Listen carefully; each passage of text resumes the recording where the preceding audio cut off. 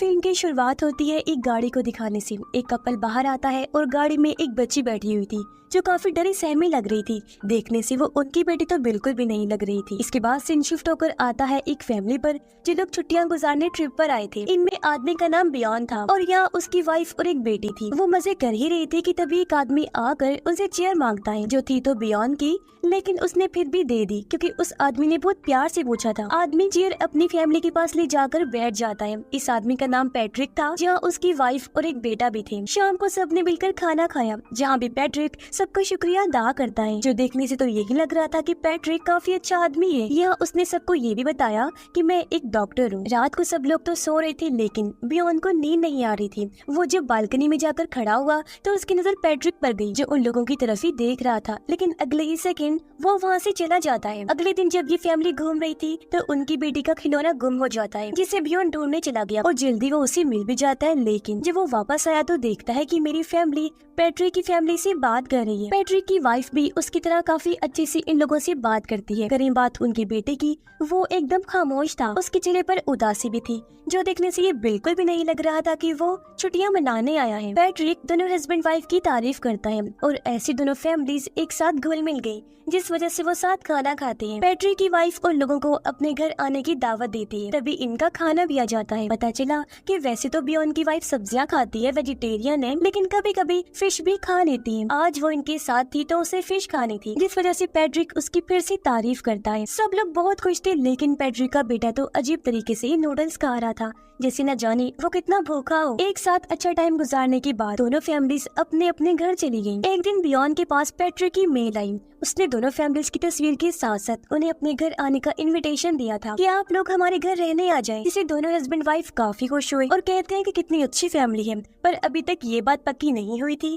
कि ये लोग जाएंगे भी या नहीं। इन लोगों के घर मेहमान आए जिनसे भी उन्होंने इस बात का जिक्र कर दिया, तो वो मेहमान कहते हैं कि आप लोगों को लाजमी जाना चाहिए, वो इतने प्यार से बुला रहे हैं। ये बात सुनकर दोनों की परेशानी दूर हुई और अब ये पक्का इरादा बना लेते हैं कि हम जरूर जाएंगे। फिर छुट्टी वाले दिन ये अपने सफर पर निकल गए। 7 घंटे का सफर तय करने के बाद ये पैट्रिक के घर पहुंचे जो दूर दराज इलाके में था और था भी बहुत छोटा, काफी तंग सा। खैर इनका काफी अच्छे से वेलकम किया गया। फिर वो लोग बियॉन और उसकी वाइफ को उनका कमरा दिखाते हैं जो भी काफी तंग था। उन्होंने बियॉन की बेटी का बिस्तर भी लगा दिया था अपने बेटे के रूम में, लेकिन जमीन पर गद्दे बिछाकर, जो चीज बियॉन और उसकी वाइफ को काफी अजीब लगी। उनका मानना था कि मेहमानों को अपने से नीचे नहीं सुलाते, लेकिन वो कर ही क्या सकते थे। उनका बेटा अब भी खामोश बैठा हुआ था, वो उनसे कोई बात भी नहीं करता। रात को पैट्रिक मीट गोश्त बनाता है और चखने के लिए सबसे पहले बियॉन की वाइफ को देता है, ये जानते हुए भी कि वो सब्जियां खाती है, गोश्त नहीं। तब वो भी मना नहीं कर पाती क्योंकि वो इनके घर मेहमान बनकर आए हैं और इन्हें उनकी बात माननी होगी। बियॉन की वाइफ जिद करने पर गोश्त खा लेती है, जबकि वो लोग बियॉन से कचरा भी फेंकवाते हैं। सामने बने शेड में जब बियॉन झांक रहा था तो तभी उसके पास पैट्रिक का बेटा एबल आया जो अपना मुंह खोलकर दिखाता है कि मेरी जुबान नहीं है, इसी वजह से मैं बोलता नहीं हूँ। पर तभी पैट्रिक ने उसे आवाज दे दी और एबल वहाँ से भाग गया। रात को ये चारों बैठकर बातें कर रही थी और एबल जोर जोर से रो रहा था, लेकिन उसके माँ बाप को कोई फर्क ही नहीं पड़ रहा था। वो कहते हैं कि एबल की जुबान नहीं है इसलिए वो अक्सर ऐसे रोता रहता है। तभी बियॉन की बेटी भी यहाँ पर आ गई और ये तीनों बहुत मुश्किल से तंग होकर वहीं सो जाते हैं। अगले दिन वो सब घूमने गए। बियॉन की बेटी खेलते हुए स्लाइड नहीं कर पा रही थी क्योंकि नीचे पैट्रिक का बेटा बैठा हुआ था जो हट नहीं रहा था। ये देखकर पैट्रिक अपने बेटे को काफी बुरी तरह डांटता है और उससे माफी भी मंगवाता है, जो चीज बियॉन की वाइफ को पसंद नहीं आती कि ये अपने बच्चे के साथ इतना बुरा बर्ताव करते हैं। इसीलिए वो अपने हस्बैंड को कहती है कि मुझे यहाँ ठीक नहीं। पैट्रिक की वाइफ आकर कहती है कि चलो खाना खाने चलते हैं, जो खाने हम बाहर जा रहे हैं। ये सुनकर बियॉन की वाइफ को काफी शर्मिंदगी हुई। वो सोचती है कि ये लोग तो कितने मेहमान नवाज हैं। सब लोग जाने के लिए तैयार थे, पर तभी यहाँ एक आदमी आता है जो दरअसल एक केयर टेकर था, यानी बच्चों की देखभाल करने वाला। असल में बाहर खाना खाने सिर्फ ये चारों ही जा रहे हैं, बच्चे नहीं जा रहे, तो केयर टेकर पीछे से उनका ख्याल रखेगा। ये बात बियॉन और उसकी वाइफ को अजीब लगी क्योंकि पैट्रिक ने उन्हें बताया नहीं था कि हम बच्चों को नहीं ले जा रहे। अपनी बेटी को वो अकेला भी नहीं छोड़ना चाहती थी, पर अब मजबूरन उन्हें ऐसा करना पड़ा और ये चारों लोग ही निकल जाते हैं। ये होटल की बजाय छोटी सी जगह पर आए खाना खाने,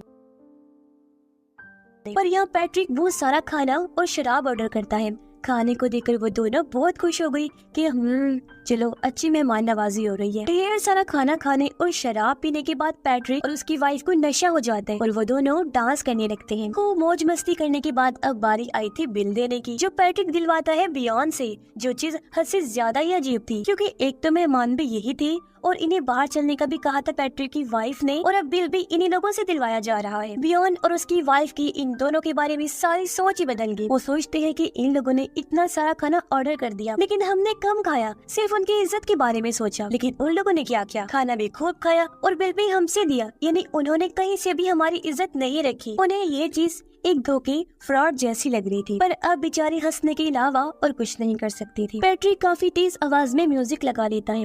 बियॉन उसी आवाज हल्की करने को कहता है पर पैट्रिक ने नहीं सुना। इस वजह से बियॉन की वाइफ को गुस्सा आ गया और वो गुस्से में म्यूजिक बंद करने को कहती है, लेकिन फिर भी पैट्रिक और उसकी वाइफ को कोई फर्क नहीं पड़ रहा था और वो अपनी मौज मस्ती में ही लगे रहे थे। घर आकर ये लोग देखते हैं कि हमारी बेटी जमीन पर सोई हुई है, यानी आज तो उन्होंने हर तरह से इन्हें बेइज्जत कर दिया। बियॉन की वाइफ जब नहा रही थी तो कोई अंदर आ जाता है। ये था पैट्रिक, जो उसके काफी करीब आकर फिर वापस चला जाता है। उसकी इस हरकत पर बियॉन की वाइफ काफी घबरा गई। वो कपड़े पहनकर जल्दी से बियॉन के पास आ गई, लेकिन इस बारे में उसे कुछ बताती नहीं। दोनों हस्बैंड वाइफ एक साथ टाइम गुजार रहे थे कि तभी इनकी बेटी आकर कहती है कि मुझे आप लोगों के साथ सोना है, लेकिन वो बिजी थे तो उसकी बात नहीं सुनते और चुपचाप ये चीज पैट्रिक देख लेता है। आधी रात को जब बियॉन की वाइफ की नींद खुली तो वो अपनी बेटी को चेक करने जाती है, जो अपनी जगह पर नहीं थी। उसने जब पैट्रिक के रूम में जाकर देखा तो वो बिना कपड़ों के सोया हुआ था और उन्होंने बीच में इनकी बेटी को सुलाया हुआ था। ये चीज बियॉन की वाइफ को हद से ज्यादा बुरी लगी। वो अपनी बेटी को फौरन उठाकर बियॉन के पास आई। उसे कहती है कि मुझे घर चलना है, चलो फौरन उठो, अभी जाते हैं हम। ये लोग अपना सामान पैक करते हैं और उस फैमिली को बताए बगैर फौरन वहाँ से निकल गई और उनको जाते हुए एबल बड़ी मासूम अंदाज से देखने लगता है। थोड़ा दूर आने पर बियॉन की बेटी कहती है मैं अपना खिलौना वहीं भूल आई हूँ। इस पर उसकी मोम बच्ची को समझाती है, लेकिन वो रोने लगी, जिद करने लगती है। उसका रोना बियॉन से देखा नहीं गया, इसलिए वो गाड़ी मोड़ लेता है। पर बच्ची की जिद मानकर इस तरह बियॉन का पिघलना उनके लिए बहुत बड़ी मुसीबत लाने वाला था। सोचने में ये बात भी काफी बड़ी है कि आप आधी रात को बगैर उस फैमिली को बताए उनके घर से जा रही है, लेकिन फिर किसी वजह से वापस भी आ रही हैं। खैर वहाँ पहुंचकर बियॉन अपनी बेटी और वाइफ को गाड़ी में बिठाकर अकेला ही खिलौना लेने अंदर जाता है, पर तब तक उसकी बेटी को सीट के नीचे से अपना खिलौना मिल जाता है। इस बारे में जब उसकी वाइफ अंदर जाती है बताने के लिए तो उसने देखा कि बियॉन का सामना तो पहले ही पैट्रिक से हो चुका है। यहाँ इनके बीच गड़बड़ हो गई। पैट्रिक कहता है आप इस तरह बिना बताए चले गए, शायद इसलिए कि हमसे मेहमान नवाजी में कोई कमी रह गई होगी। तो बताइए क्या कमी रह गई थी जो आप लोगों ने इस तरह किया हमारे साथ। तब यहाँ बियॉन ने तो कुछ नहीं बोला, लेकिन उसकी वाइफ वो सब कुछ बोल देती है जो कुछ भी उसे बुरा लगा। वो कहती है कि ये जानते हुए भी कि मैं वेजिटेरियन हूँ, सब्जियां खाती हूँ, मुझे जबरदस्ती मीट खिलाया गया, क्यों? और हमें जो कमरा दिया गया वो तंग है, बेड भी छोटा सा, हमारी बेटी को जमीन पर सुलाया गया, बिल हमसे दिलवाया उस रात, तुम्हारा इतना अजीब रवैया, क्या था वो सब? तब अपनी सफाई में वो कहती है कि हमें याद ही नहीं रहा कि तुम एक वेजिटेरियन हो, और अगर हमने मीट खिलाया तो जबरदस्ती तो नहीं की गई थी ना तुम्हारे साथ, तुमने अपनी मर्जी से खाया है, तुम्हें बता देना चाहिए था, तुम शर्मा शर्मी में रही और बताया नहीं हमें। और रही बात कि आप लोगों को छोटा कमरा दिया, तो आप लोग खुद ही देख लो, हमारा तो पूरा घर ही छोटा है और हम आप लोगों को बड़ा रूम कैसे देते? बड़ा घर लेने के लिए हमारे पास पैसे नहीं है, हमारी इतनी हैसियत नहीं है। यहाँ रहकर हमसे जो कुछ हुआ वो हमने अच्छे से अच्छा करने की कोशिश की, और आपकी बेटी को नीचे सुनाने का मकसद था दोनों बच्चों को साथ रखना, ताकि हमारा बेटा भी उसके साथ घुल मिल जाता। 2 बेड नहीं थे इसीलिए गद्दा डालना पड़ा। और करें बात कल रात की, हमने तुमसे बिल दिलवाया और हमारा सारा रवैया तो तुम लोगों ने देख तो लिया था कि हम कितना नशे में थे, हम क्या कर रही थी हमें तो खुद भी याद नहीं। अब इनकी सारी बातों से तो यही लग रहा था जैसे इनके इरादे गलत नहीं। उस फैमिली की सेवा करने के लिए उन्होंने हर कोशिश कर दी। पर तभी बियॉन की वाइफ कहती है अच्छा बाकी बातें एक तरफ, आप लोग ये बताओ कि हमारी बेटी को तुम लोगों ने अपने रूम में क्यों सुलाया था? ये सुनकर पैट्रिक कहते हैं जब वो तुम्हारे पास आई थी तो तुमने उसकी बात क्यों नहीं सुनी? ऐसा तुम क्या कर रहे थे उस टाइम की तुम्हारा ध्यान उसकी तरफ नहीं गया, जिससे बियॉन और उसकी वाइफ को काफी शर्मिंदगी हुई। और ये बात तो यहाँ क्लियर हो गई कि गलती दोनों कपल्स की ही है। अगर पैट्रिक और उसकी वाइफ कसूरवार है तो बियॉन और उसकी वाइफ भी है। तभी पैट्रिक कहते हैं कि ये बस हम दोनों कपल्स के बीच गलतफहमियां हैं जो हम इस तरह दूर कर सकते हैं कि आप एक दिन और इधर रुक जाएं, जिसके लिए बियॉन और उसकी वाइफ भी मान जाते हैं क्योंकि अपने बर्ताव पर उन्हें भी बुरा लग रहा था। और इस तरह उनकी दोस्ती एक बार फिर से शुरू हो गई और ये लोग रात की तैयारी करते हैं। यहाँ बियॉन की वाइफ के हाथ पर कट लग जाता है। तब बियॉन पैट्रिक को चेक करने को कहता है क्योंकि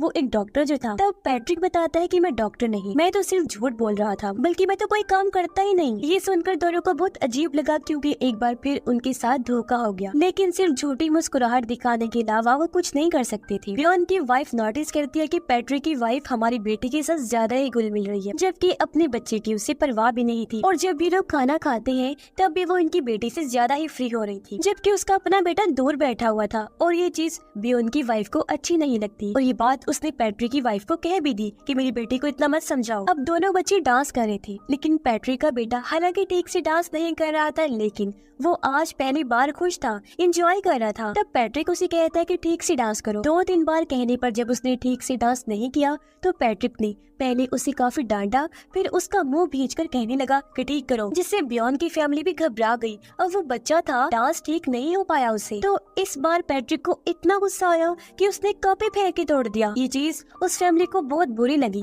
कि वो अपने बच्चे के साथ कितना बुरा बर्ताव कर रहा है, उसे एंजॉय ही नहीं करने दे रहा, जिससे एबल रोने लगा। लेकिन उसकी मॉम या डैड में से ना तो उसे कोई चुप करवा रहा था और ना ही उसका मूड ठीक करने की कोशिश की गई, बल्कि अभी भी वो उसे डांस करने पर ही मजबूर कर रहे थे। ये चीज अब उस फैमिली से देखी नहीं जा रही थी। बियॉन खड़ा हुआ, वो कहते हैं बस करो पैट्रिक, वो बच्चा है, तुम क्यों उसे इतना मजबूर कर रही हो। लेकिन इस चीज से उसे कोई फर्क नहीं पड़ा, वो फिर भी उसे नाचने का कह रहा था। ये चीज अब बियॉन की वाइफ को इतनी बुरी लगी कि वो गुस्से में उठकर वहाँ से बाहर आ जाती है। रात को सब सो रहे थे, लेकिन बियॉन को नींद नहीं आ रही थी क्योंकि एबल अभी भी रो रहा था। तब पैट्रिक उसे मारने गया ताकि वो चुप कर सके। काफी तेज टीवी चल रहा था जिसे बियॉन बंद करने आया, लेकिन तभी उसकी नजर सामने शर्ट पर गई जिसका दरवाजा खुला हुआ था। बियॉन जब चेक करने गया तो ये देखकर उसकी आंखें खुली रह गयी कि वहाँ तो बहुत सारे लोगों का सामान पड़ा हुआ है और दीवारों पर ऐसी सैकड़ों तस्वीरें लगी हुई थी जैसी पैट्रिक ने बियॉन को सेंड की थी, जिसका मतलब साफ था कि यही इनका काम है। ये छुट्टियों पर फैमिली से मिलकर बातचीत बढ़ाते हैं और फिर उन्हें अपने घर में बुलाते हैं, जिसके साथ वो करते क्या होंगे ये तो हम जान ही लेंगे। पर ये अपने जैसी फैमिली को चुनते हैं जिनमें हस्बैंड वाइफ और सिर्फ एक बच्चा होता है, क्योंकि इनके लिए बच्चा सबसे जरूरी है। वहाँ पर हम एबल की तस्वीर भी देखते हैं जब वो अपने असली मॉम डैड के साथ था, और तब पैट्रिक और उसकी वाइफ के पास कोई और बच्ची थी, जिससे हम समझ पाए कि ये फैमिली में से मॉम डैड को तो मार देते हैं जबकि उनके बच्चे को अपने पास ही रख लेते हैं, और वो बच्चा तब तक इनके पास रहता है जब तक इन्हें अगला शिकार, अगला नया बच्चा नहीं मिल जाता। और जब नई फैमिली शिकार के तौर पर मिल जाती है तो ये उस पिछले बच्चे को भी मार देते हैं। ये सारी बात पता चली हमें उन तस्वीरों में मौजूद बच्चों से जो अपनी फैमिलीज के साथ तो बहुत खुश थे, लेकिन इनके पास आते ही उनकी सारी खुशी मिट जाती है। और हाँ, एक और बात, एबल की जुबान भी इन्होंने ही काटी थी, न कि वो ऐसे पैदा हुआ था, और ये हर बच्चे के साथ ही ऐसा करते थे। जो सब देखकर बियॉन काफी घबरा गया। वो जल्दी से बाहर आया, सोचता है कि अब मैं अपनी फैमिली और एबल को बचाकर यहाँ से ले जाऊंगा। पर अफसोस, एबल बेचारे को तो कब से मार दिया था पैट्रिक ने, क्योंकि उसकी लाश पानी में तैर रही थी, यानी अगला टारगेट इनकी बच्ची थी। पर यहाँ मैं आपको एबल से जुड़ी कुछ बातें बता देती हूँ। अब जब पहली बार हमने एबल को देखा था तो ये लग रहा था जैसे बच्चा बोलता नहीं, पर वो बेचारा तो उस टाइम अपने मॉम डैड से बिछड़ने के दुख में था, और इतने अजीब तरीके से वो नूडल्स इसलिए खा रहा था क्योंकि तब से पहले उसने वो नहीं खाए थे। वो किसी और मुल्क से था जहाँ नूडल्स नहीं होते। उस बेचारे को चुपचाप खाने पड़े क्योंकि वो नखरे नहीं कर सकता था, और ना ही उसके असली माँ बाप थे जो नखरे उठाते, और उसके साथ बहुत बुरा बर्ताव किया जाता जो हम देख ही चुके हैं। और उसने बियॉन को अपनी कटी हुई जुबान इसलिए दिखाई थी क्योंकि वो हालांकि छोटा सा बच्चा था, लेकिन उनकी मदद करना चाहता था ताकि वो लोग भाग जाए, पर वो नहीं समझे। और अक्सर एबल इसलिए रोता था क्योंकि तब वो अपने माँ बाप को याद किया करता होगा। और उस दिन झूले से वो इसलिए नहीं हटा क्योंकि उसे इंग्लिश नहीं आती, तो वो समझा ही नहीं कि ये क्या कह रहे हैं। और उस दिन जब उस फैमिली को जाता हुआ देख रहा था तो वो उदास इसलिए हुआ क्योंकि वो अपनी आखिरी उम्मीद को जाता हुआ देख रहा था, जो चीज काफी दुखी है। और उस रात को जब पैट्रिक से उसका रोना बर्दाश्त नहीं हुआ तो उसने एबल को जान से मार दिया। हालांकि उस दिन वो पहली बार खुश था, पर वो खुशी वाला दिन पैट्रिक ने उसकी जिंदगी का आखिरी दिन बना दिया। अब बियॉन को कैसे भी करके अपनी फैमिली को बचाना था, इसलिए वो वाइफ और बेटी को लेकर निकल गया। वो कांपते हुए गाड़ी चला रहा था, साथ ही पूरी बात उसने अपनी वाइफ को नहीं बताई कि वो डर ना जाए। अब तभी एक गाड़ी उनका पीछे करने लग गई, जो और कोई नहीं बल्कि पैट्रिक था। अब जब इन्हें एहसास हुआ कि वो हमारा पीछा कर रहा है तो बियॉन ने गाड़ी रोड से उतार कर दूसरे रास्ते पर चढ़ा दी, लेकिन रास्ता खराब था इसलिए इनकी गाड़ी फंस गई। मुसीबत की बात कि यहाँ सिग्नल्स भी नहीं आ रहे थे। बियॉन को सामने एक घर दिखाई दिया जहाँ वो मदद लेने चला जाता है, जबकि पैट्रिक छुपकर इन पर नजर रखे हुए था। बियॉन उस घर तक पहुँच तो गया लेकिन वहाँ कोई था नहीं, इसलिए वो वापस आ जाता है। पर गाड़ी में कोई नहीं था क्योंकि पैट्रिक उन्हें ले जा चुका था अपनी बेटी के खिलौने को हाथ में लेकर। बियॉन रो ही रहा था कि तभी वहाँ पैट्रिक गाड़ी लेकर आ जाता है जिसमें उसकी फैमिली और बियॉन की फैमिली थी, जो अभी भी हकीकत से अनजान थे कि आखिर यहाँ पर हो क्या रहा है। बियॉन मजबूर था, वो पैट्रिक के कहने पर गाड़ी में बैठ जाते हैं, पर उसे अब पता था कि हमारे साथ क्या होने वाला है। उनकी बेटे को छीन लिया जाएगा, इन्हें मार दिया जाएगा और ये कुछ नहीं कर पाएगा। फिर पैट्रिक उन्हें एक सुनसान जगह पर लेकर गया जहाँ पैट्रिक उनकी एक नहीं सुन रहा था। यहाँ उनका केयर टेकर भी आ गया। पैट्रिक बियॉन को मार रहा था जिससे उसकी वाइफ समझ गई कि मामला बहुत खराब है और वो लोग अब उनकी बेटे की जुबान भी काट देते हैं कैंची से और केयर टेकर भी उनकी वाइफ को पकड़ लेता है। बियॉन ये सब देखकर सुन पड़ जाता है क्योंकि उसे सोचकर तकलीफ महसूस हो रही थी कि अब हमारी बच्ची को भी वही सब बर्दाश्त करना पड़ेगा जो एबल कर रहा था। उसकी भी मदद कोई नहीं कर सकेगा, वो जुल्म बर्दाश्त करेगी और एक दिन मर जाएगी। लेकिन अभी तो इनकी जान को भी खतरा था क्योंकि पहले मरने का नंबर इनका लगने वाला था। पैट्रिक उन्हें एक जगह पर लेकर आया जहाँ उनकी सुनने वाला कोई नहीं था। बियॉन पैट्रिक से पूछता है कि तुमने ये सब क्यों किया हमारे साथ। इस पर वो जवाब देता है क्योंकि तुमने करने दिया। अब ऐसा उसने क्यों कहा था इसका जवाब हमें बाद में पता चलेगा। ये उन दोनों के कपड़े उतरवा कर उन्हें नीचे खड़ा कर देते हैं, फिर बड़े बड़े पत्थर उठाकर उन पर मारने लगे और ऐसे बहुत सारे पत्थर खाते हुए बेचारे तड़प तड़प कर मारे जाते हैं। फिर ये उनकी बच्ची को लेकर अपने घर गई और ये वही सीन है जो हमने शुरुआत में देखा था, एक कपल और उनके साथ बच्ची जो सहमी हुई थी। फिर कुछ दिन बाद दोबारा छुट्टियां मनाने के लिए निकल गई और इन्हें इनका अगला टारगेट भी मिल गया था। अब भी उनकी बेटी का भी बिल्कुल वही हाल है जो एबल का था, ये नहीं जुबान कटी हुई, सदमे में एकदम डरी सहमी हुई। अब पैट्रिक ने ऐसा इसलिए कहा कि तुमने करने दिया तो हमने सब किया क्योंकि उन्हें ऐसे इन अनजान लोगों पर यकीन नहीं करना चाहिए था। अच्छा बनकर प्यार से बोलकर वो इन्हें फंसाते गए और ये फंसते गए। वो इनकी झूठी तारीफें करता गया और ये उसके जाल में फंसते रहे। अब ये चाहते तो बचकर निकल सकते थे लेकिन बच्चे की जिद की वजह से इन्हें जाना पड़ा और इनके साथ ये सब हो गया। इसलिए जब भी आप लोग भी वेकेशंस पर जाएं